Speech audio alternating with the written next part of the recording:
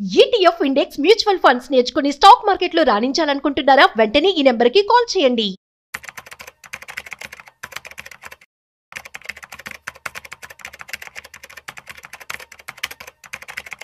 Hello నమస్తే, welcome to Suman TV.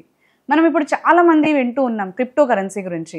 అయితే ఈ క్రిప్టో కరెన్సీ అని వినగానే మనకి ముందుగా వినిపించే పేరు తెలుగు రాష్ట్రాల్లో ఎవరిదండి? మహేష్ గారిది. అయితే వారితోటి ఈరోజు మనం మాట్లాడి క్రిప్టో కరెన్సీ గురించి అండ్ ఇంటర్లింక్ అని ఒకటి మనకి క్రిప్టో కరెన్సీ వచ్చింది, దాని గురించి విషయాలన్నీ కూడా మనం కనుక్కుందాం. మహేష్ గారు, ముందుగా మీకు కంగ్రాచులేషన్స్ అండి గ్లోబల్ లీడర్ అయినందుకు. Thank you so much. So చెప్పండి మహేష్ గారు, అంటే ఇప్పుడు మనం వింటూ ఉన్నాము ఎక్కువగా క్రిప్టో కరెన్సీ అనేది చాలా మంది అవేర్ అయిపోయారు. బట్ ఇప్పుడు కరెంట్లీ ట్రెండింగ్గా వింటున్నాం ఏంటి అంటే ఇంటర్లింక్ గురించి. అయితే చాలా మంది ఏమంటున్నారంటే ఇంటర్లింక్ అనేది మనకి స్కామ్, ఫ్రీ మైనింగ్ ఏమీ ఉండదు, అది లాంచ్ అయ్యే టైం లేదు, అసలు పరిస్థితి లేదని అంటున్నారు. మీరేం చెప్తారు ఇంటర్లింక్ గురించి చెప్పమంటే? ఇంటర్లింక్ అనేది ఒక కొత్త ఇన్వెన్షన్, కొత్త ఇన్నోవేషన్ వచ్చిందండి. ఇప్పుడు దాకా వచ్చిన ప్రతి క్రిప్టో కరెన్సీ కూడా కొత్త ఇన్నోవేషన్ తో వచ్చింది. బట్ ఏంటంటే ఇంటర్లింక్ ఇస్ డిఫరెంట్. అంటే పై నెట్వర్క్ చేశారు కదా ఇంతకుముందు మీరు, మరి పై నెట్వర్క్ అడ్వాన్స్డ్ వర్షన్ కాదా, అది కొత్త ఇన్వెన్షన్ కాదా అని చాలా మంది అంటూ ఉంటారు. అంటే వాడో టైపు వీడియో టైప్ అంటారు కదా. అంటే ఇది ప్రపంచాన్ని ఉద్ధరించడానికి వచ్చిన టెక్నాలజీలు ఏవి. బట్ ఏంటంటే ఆ దాని యొక్క విజన్ వేరు, పై నెట్వర్క్ యొక్క విజన్ వేరు, ఇంటర్లింక్ యొక్క విజన్ వేరు అండి. ఇంటర్లింక్ గురించి ఈ రోజు మనం టాపిక్ మనం ఫుల్ గా మాట్లాడుకుందాం. అంటే చాలా మంది ఏమంటున్నారంటే స్కామ్ ఇదంతా అని చెప్పేసి అంటున్నారు. చాలా మందికి ఇది నెగిటివ్ ఒపీనియన్ ఇస్తుంది, దానిపైన ఏం చెప్తానంటారు? అయితే స్కామ్ అనే ముందు చిన్న మాట అండి. ముందు ఇంటర్లింక్ అంటే ఏంటో మనం ఒకసారి మాట్లాడుకుందాం. ఇంటర్లింక్ అనేది తెలుసుకోవాలి. ఇది ఒక ఫేస్ రికగ్నిషన్, అంటే ఫేస్ వెరిఫికేషన్ కంపెనీ అనమాట. అంటే it's called it's a KYC company. It's a giant tech KYC company.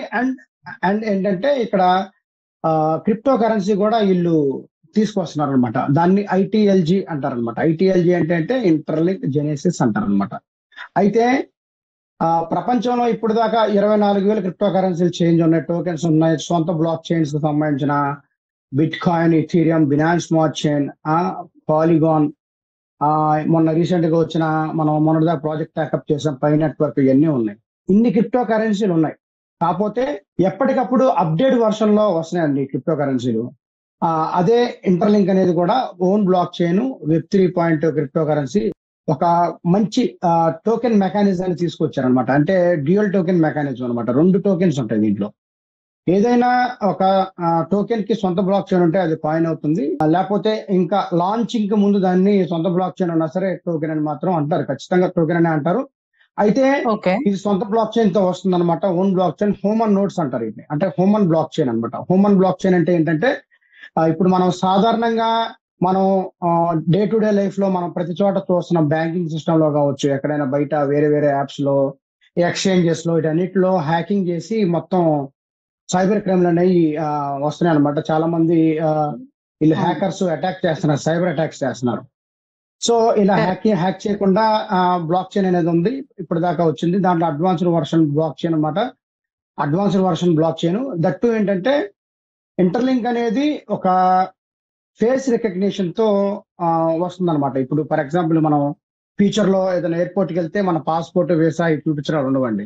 Just మన ఫేస్ స్కాన్ చేసుకుంటారు అనమాట. ఫేస్ స్కాన్ చేసుకొని పంపించేస్తారు, మనల్ని అలౌ చేస్తారనమాట. ఇప్పుడు ఈ మధ్య ఆధార్ లో కూడా మనకి ఫేస్ స్కాన్ సిస్టమ్ అనేది ఒకటి వచ్చింది. మామూలుగా ఇంతకుముందు ఐరిష్ తీసుకునే వాళ్ళు ఇప్పుడు ఫేస్ తీసుకుంటున్నారు. ఇక్కడ కూడా మన ఇంటర్లింక్ లో కూడా ఫ్యూచర్ లో ఇంటర్లింక్ టెక్నాలజీని ప్రతి ఒక్క కంపెనీ కూడా పార్ట్నర్షిప్ ద్వారా వాడుకుంటాయి అనమాట. ఇంటర్లింక్ పే చేసి, లేకపోతే పార్ట్నర్షిప్ తీసుకోనో పే చేసో వాడుకుంటా ఉంటాయి.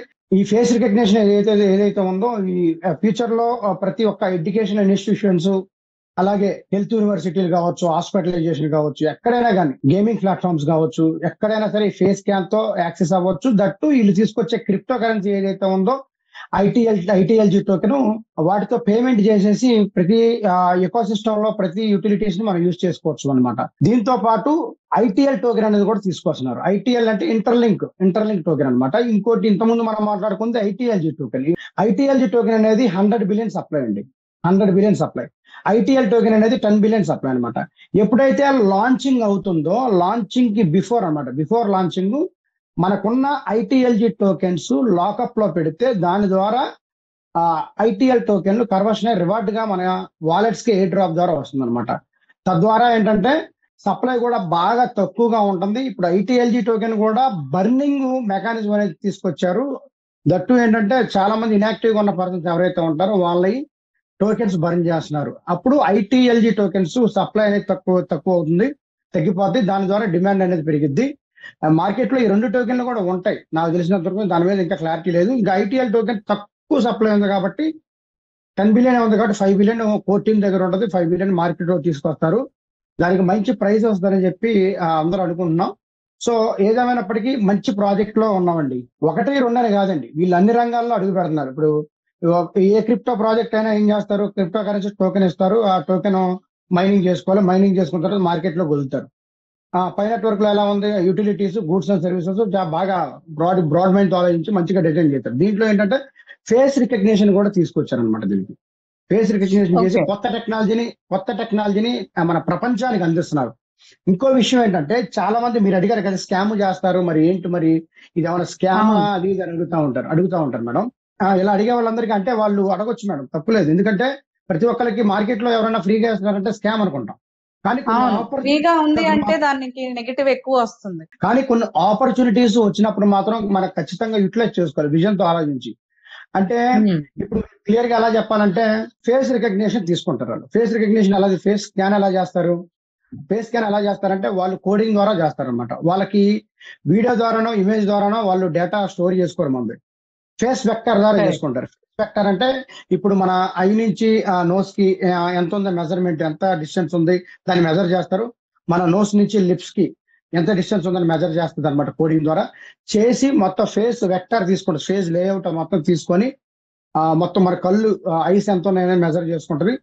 దాని ద్వారా మాత్రమే వీళ్ళు కోడింగ్ ద్వారా వీళ్ళ సర్వర్ లో స్టోర్ చేసుకుంటారు డేటా. అది కూడా not only in one server అండి, డిఫరెంట్ సర్వర్సెస్ లో వీళ్ళు డేటా స్టోర్ చేసుకుంటారు. నేనైతే ప్రతి ఒక్కరికి ఒకటే చెప్తున్నానండి, ఈ వీడియో చూసిన ప్రతి ఒక్కరు కూడా మీరు ఖచ్చితంగా ఇంటర్లింక్ మీకు తెలియకపోతే ఇమీడియట్ గా మీరు తెలుసుకొని ప్లే స్టోర్ లోకి వెళ్ళి మీరు ఇన్స్టాల్ చేసుకొని అకౌంట్ క్రియేట్ చేసుకో. ఇది అమెరికన్ కంపెనీ అండి. ఇంకో విషయం ఏంటంటే మేడం చెప్పమంటారా, ఇది చాలా పెద్ద అప్డేట్ అండి. చెప్పండి. ఇది బ్యాక్డ్ బై గూగుల్ అండి. గూగుల్ అనే కంపెనీ దీనికి ఫండింగ్ చేసింది అనమాట. గూగుల్ అనే కంపెనీ దీనికి ఫండింగ్ చేసింది. అంటే ఇప్పుడు ఫండింగ్ చేయడం అంటే ఇప్పుడు మీరు ఉన్నారు మేడం, నేను ఏదైనా బిజినెస్ పెడుతున్నాను, ఒక 4 lakhs పెట్టి బిజినెస్ పెడుతుంటే నేను అడిగాను, మేడం మీరు ఏమైనా ఫండింగ్ చేస్తారా, నేను కొంచెం బిజినెస్ స్టార్ట్ చేస్తున్నా అంటే మరి మీరు ఊరికి ఎవరు కదా, మీకు వాటా ఇస్తేనే ఇస్తారు. అవునా? అవును. వన్ ఆఫ్ ది పార్ట్నర్ అనుకోవచ్చు మనం గూగుల్ అనేది. అలాగే AWS అండి, అందరికి ఐడియా ఉన్నది. అమెజాన్ వెబ్ సర్వీసెస్ కూడా దీనికి ఇన్వెస్ట్ చేసింది అనమాట. బ్యాక్ బోన్ గా ఉందన్నమాట, backed by Amazon and Google. ఇంత పెద్ద జైంట్ టెక్ కంపెనీలు గూగుల్ అను అమెజాన్ ఉన్నప్పుడు భయపడాల్సిన అవసరం లేదు. వాళ్ళు పిచ్చోలు కాదు. టెక్నాలజీ అనేది కొత్త పంతలు తొక్కుతుందండి.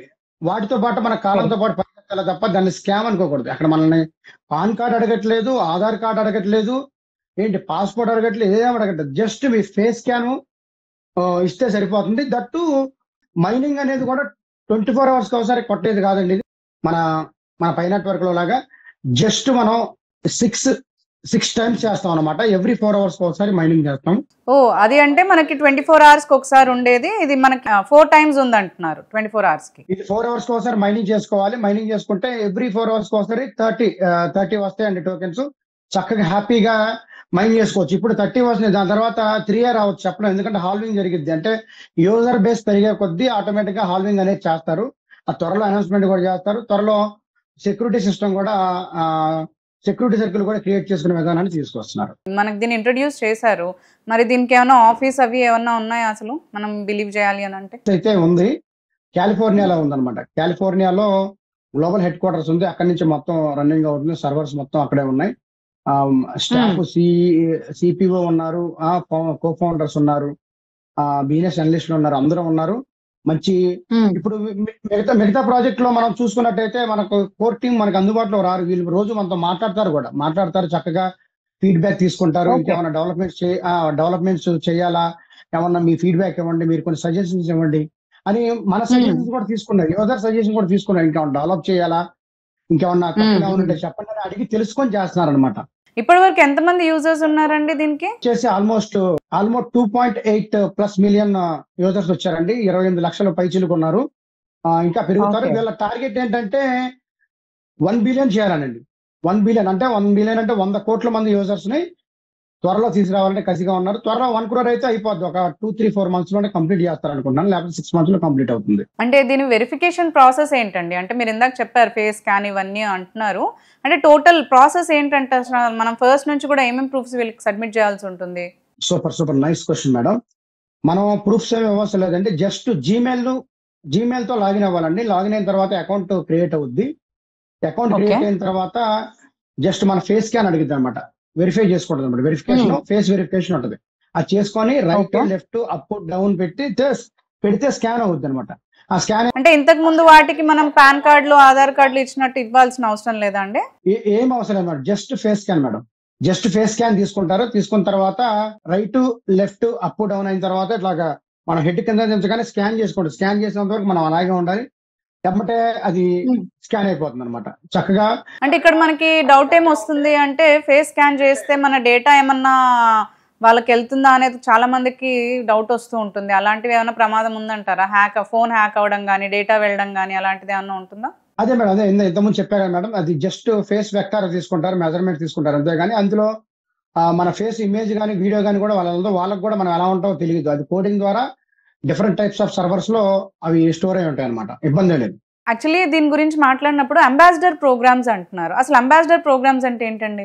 అంబాసిడర్ ప్రోగ్రామ్ అనేది నిజంగా చెప్పాలంటే అది ప్రతి ఒక్క సామాన్యుడికి కూడా అది మంచి రికగ్నిషన్ అండి. అది దట్టు ఏంటంటే వాళ్ళు ఎక్కడో కోర్ టీం వాళ్ళు కాలిఫోర్నియాలో ఉంటారు. వాళ్ళు ప్రతి వాడకి, ప్రతి పల్లెకి, అంటే ప్రతి విలేజ్ కి, ప్రతి సిటీకి, ప్రతి స్టేట్ కి, ప్రతి కంట్రీకి తిరగలేరు కాబట్టి ఆన్లైన్ ద్వారా అంబాసిడర్స్ ని వారి స్కిల్స్ ని బట్టి రిక్రూట్ చేసుకుంటున్నారు.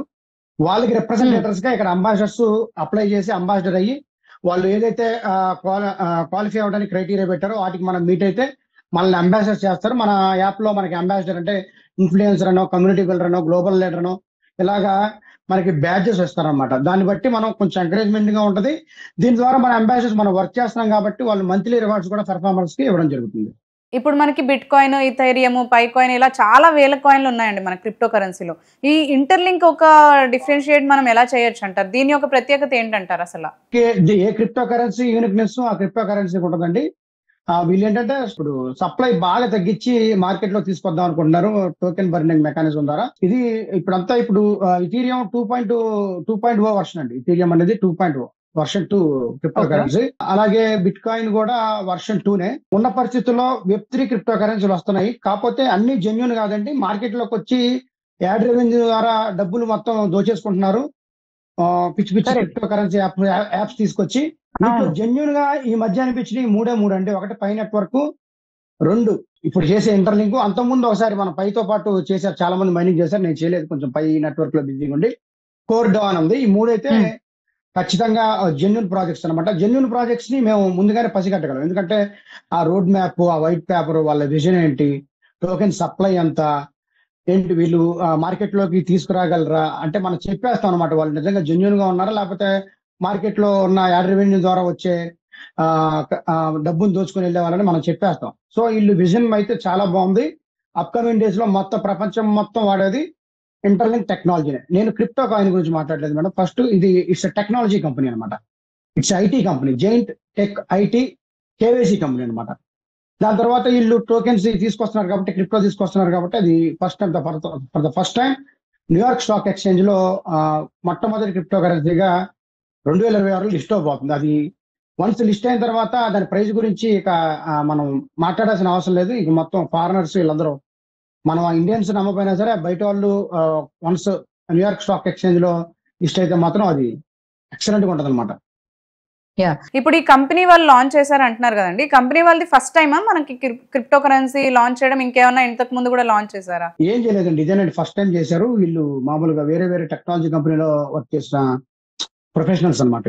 అంటే ఇక్కడ ఇంకోటి చెప్పాలి మేడం. ఇక్కడ ఏంటంటే ఇక్కడ ఒక విషయం చెప్పాలంటే, ఇంపార్టెంట్ విషయం, NIST అని ఒకటి ఉందన్నమాట అమెరికాలో, national institute of standard and technology department of commerce అని. ఇది యుఎస్ కి, అంటే యుఎస్ గవర్నమెంట్ కి సంబంధించిన ఒక సంస్థ అనమాట. అంటే ఒక శాఖ. వాళ్ళు ఏంటంటే ఏదన్నా టెక్ కంపెనీలు, ఇలాంటి క్రిప్టో కరెన్సీ కంపెనీలు వచ్చినప్పుడు, ఆర్టిఫిషియల్ ఇంటెలిజెన్స్ కంపెనీలు వచ్చినప్పుడు వాళ్ళని ఆ కంపెనీలు వీళ్ళే వెరిఫై చేస్తారనమాట.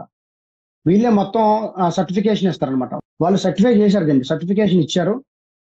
గవర్నమెంట్ సపోర్ట్ కూడా దీనికి మంచిగా ఉంది. ప్రతి ఒక్కరు కూడా జాగ్రత్తగా చేసుకుంటే కొంతలో కొంత అయినా సరే ఫైనాన్షియల్ ఫ్రీడమ్ అనేది వస్తుంది అనమాట. యా, ఇంతకు ముందు మనం పై గురించి మాట్లాడుకున్నప్పుడు పైని మనం గూడ్స్ అండ్ సర్వీసెస్ ఇట్లా కొంచెం పర్చేస్ చేయడానికి యూజ్ చేయొచ్చు అనే దాని విషయం పైన మాట్లాడుకున్నాం. ఇప్పుడు ఈ ఇంటర్లింక్ కాయిన్ కూడా మనం అలాగే ఏమన్నా యూజ్ చేసుకోవచ్చు అంటే దీన్ని ఎక్కడ వాడచ్చు, అసలు మనకు దీని ప్లాట్ఫామ్ ఎక్కడ ఉంటుంది అంటారు? అయితే ప్రెసెంట్ చెప్పాలంటే ఇంకా పూర్తిగా డెవలప్ అవ్వలేదు మేడం ఇది. అయితే ఇక్కడ వీళ్ళు ఏం చేస్తున్నారంటే క్యూఆర్ పేమెంట్ అనేది ఆల్రెడీ ఇంటిగ్రేట్ చేశారన్నమాట. యాప్ లో ఇంటిగ్రేట్ చేసి కొన్ని కంట్రీలకు మాత్రమే ఇచ్చారన్నమాట. ఇప్పుడు మెక్సికో, బ్రెజిల్ అలాంటి కొన్ని కంట్రీలకు మాత్రం ఇచ్చారు. త్వరలో అన్ని కంట్రీస్ కూడా యాక్సెస్ అవుతుంది. బ్యాంకింగ్ సిస్టమ్ లో పేమెంట్లు చేయడానికి కావచ్చు, గేమింగ్ ప్లాట్ఫామ్స్ లో యూజ్ చేసుకోవడానికి కావచ్చు, డే టు డే లైఫ్ లో, ఎవ్రీడే పీపుల్ లైఫ్ లో మనకి ఖచ్చితంగా ప్రతి ఒక్క యాప్ లో ఇంటిగ్రేట్ అవుతుందని చెప్పేసి వాళ్ళు చెప్తున్నారు. ఫ్యూచర్ లో వచ్చేసి రీసెంట్ గా కెవిన్ అని కో-ఫౌండర్ ఉన్నారండి. ఆయన ఒక 10,000 పార్ట్నర్షిప్స్ తొందరలో అన్ని కంపెనీలతో టైప్ అవ్వబోతుంది. బై 2030కి టైప్ అవ్వబోతుంది. 2030 నాటికి కళ్ళు మూసుకొని చేసుకోవచ్చు మేడం ఈ ప్రాజెక్ట్, ఇబ్బంది లేదు. ఓకే, దీని లాంచ్ ఎప్పుడు ఉందంటారు అండ్ ఎంత ప్రైస్ తో లాంచింగ్ అనేది మనకు స్టార్ట్ అవ్వచ్చు అంటారు అసలు దీన్ని? యాక్చువల్ గా అయితే నేను పైలో కూడా నేను ప్రైస్ ఎప్పుడు చెప్పలేదు మేడం. ప్రైస్ అనేది ఇంపార్టెంట్ కాదని నేను ఎప్పుడు కూడా అనుకుంటాను. ప్రైస్ చెప్తే మళ్ళీ అది రాంగ్ అయితే మనల్ని కొంచెం బ్లేమ్ చేసే మనుషులు ఉన్నారు, నెగిటివ్ వర్స్ ఎక్కువ ఉన్నారు కాబట్టి మార్కెట్ లో. ప్రైస్ గురించి చెప్పను కానీ ఎవరైతే ఇప్పుడు స్టార్టింగ్ ఇనిషియల్ స్టేజ్ లో టోకెన్స్ మైనింగ్ చేసుకున్నారో వాళ్ళకి మాత్రం మంచి న్యాయం జరిగిద్ది. ఇంకోటి ఏంటంటే పై నెట్వర్క్ లో కూడా స్టార్టింగ్ లో పర్ అవర్ 50 టోకెన్స్ ఇచ్చారు. ఆ తర్వాత పర్ డే 50 అయింది. ఆ తర్వాత గంటకి 3 టోకెన్స్ 3 కాయిన్స్ ఇచ్చేవాళ్ళు. ఆ తర్వాత రోజుకి 3 టోకెన్స్ అని ఇప్పుడు 20 రోజులకో నెల రోజులకు ఒక టోకెన్ ఇస్తున్నారు. ఇది కూడా స్లోగా హాల్వింగ్ లోకి తీసుకెళ్లి యూజర్ బేస్ పెరిగే కొద్దీ టోకెన్స్ మైనింగ్ అవడం టైప్ చేస్తారు. ఇప్పుడే మిత్రులందరికీ ఒకటే చెప్తున్నాను, ఇప్పుడే మీరు త్వరపడి మైనింగ్ టైం టు టైం చేసుకుని టీమ్స్ ఏమంటే చేసుకోండి. ఇంకో కొసమెరుపు ఏంటంటే మేడం, ఒక వ్యక్తిని మనం రెఫర్ చేస్తే మనకు 500 టోకెన్స్ వస్తాయండి దీంట్లో. అదే రెండో పర్సన్ ని మనం ఎవరినైతే పరిచయం చేసామో అతను ఇంకో అతన్ని పరిచయం చేస్తే అతను మనకు సెకండ్ లైన్ అవుతాడు. మనం పరిచయం చేసిన వ్యక్తి ఫస్ట్ లైన్ మనకి, మనం పరిచయం చేసిన వ్యక్తి ఇంకో వ్యక్తికి పరిచయం చేస్తే అతను మన సెకండ్ లైన్ అవుతాడు. మన సెకండ్ లైన్ నుంచి 250 టోకెన్స్ వస్తాయి. ఇది అల్టిమేట్ మేడం, ఎవరు కూడా తీసుకురావాలి దీన్ని. అయితే లాంచింగ్ అనేది ఖచ్చితంగా వాళ్ళు డేట్ అయితే ఇవ్వలేదు కానీ 2025 క్వార్టర్ 4 ఏదైతే ఉందో మన అక్టోబర్, నవంబర్, డిసెంబర్ లో లాంచ్ అవ్వచ్చు అంటున్నారు. ఇన్ కేస్ మిస్ అయితే 2026 Q1 లో లాంచింగ్ చేస్తానంటున్నారు. జనవరి, ఫిబ్రవరి, మార్చ్ కల్లా చూద్దాం మరి. ఎంత లేట్ అయితే అంత మంచిది అనుకుంటున్నాను. లేట్ అవడం వల్ల మనకు ఉపయోగం ఏంటంటే ఎక్కువ టోకెన్స్ మైనింగ్ చేసుకోవచ్చు, కొత్త వాళ్ళు కూడా తెచ్చుకోవచ్చు అనమాట. మనం అది బెనిఫిట్ మనకి. మన వాళ్ళందరూ కూడా చెప్తున్నానండి, మన సుమన్ టీవీ వ్యూవర్స్ కావచ్చు, క్రిప్టో కరెన్సీ ఫ్యామిలీ మెంబర్స్ ఎవరైతే ఎవ్రీడే ట్రేడింగ్ చేసి మైనింగ్ చేస్తున్నారో వాళ్ళందరూ కూడా చెప్తున్నానండి, ఈ అవకాశాన్ని మీరు ఖచ్చితంగా సద్వినియోగపరచుకోండి. ఎందుకంటే ఇది ఒక విజన్ ఉన్న కంపెనీ, దీన్ని అర్థం చేసుకుంటారని భావిస్తున్నాను. పై నెట్వర్క్ ఇనిషియల్ స్టేజ్ లో మనం రాలేదు. బిట్ కాయిన్ వచ్చినప్పుడు మనకు తెలియదు, ఇథీరియం వచ్చినప్పుడు తెలియదు. సో ఇది వచ్చినప్పుడు అందరికీ తెలుస్తుంది. తెలిసినప్పుడు తెలిసినట్టు మైనింగ్ స్టార్ట్ చేసేసుకోండి. అదే చెప్పేది. థ్యాంక్ యూ అండి, థ్యాంక్ యూ మహేష్ గారు. ఇది ఇంటర్లింక్ వచ్చినప్పుడు అసలు చాలా మందికి చాలా డౌట్స్ వచ్చాయి. మీరు అన్ని కూడా చాలా చక్కగా క్లియర్ గా ఎక్స్ప్లెయిన్ చేశారు. వీడియో చూసిన వాళ్ళకి అర్థం అవుతుంది అది దాని జెన్యూనిటీ కానీ దాని యూజెస్ కానీ. సో మీరు అన్నట్టు అందరూ కూడా దీనివల్ల ప్రాఫిట్ పొందాలని అనుకుందాము. Thank you so much Mahesh గారు. మళ్ళీ మరొక వీడియోలో మళ్ళీ కలుసుకొని మరిన్ని విషయాల్ని తెలుసుకుందామండి. థ్యాంక్ యూ అండి.